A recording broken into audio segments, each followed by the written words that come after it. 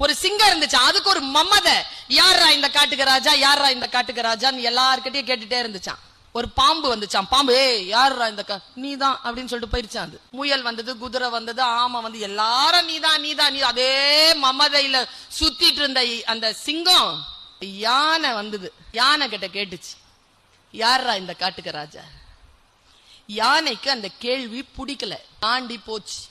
கேக்குறேன்ல யாரா இந்த காட்டுக்கு ராஜா. யானை மறுபடியும் தாண்டி போச்சு. ஏய் கேள்வி கேக்குறல.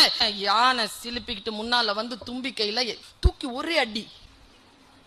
முதுகு உடைஞ்ச சிங்கம் கேட்டுச்சான், கேள்விதானே கேட்ட.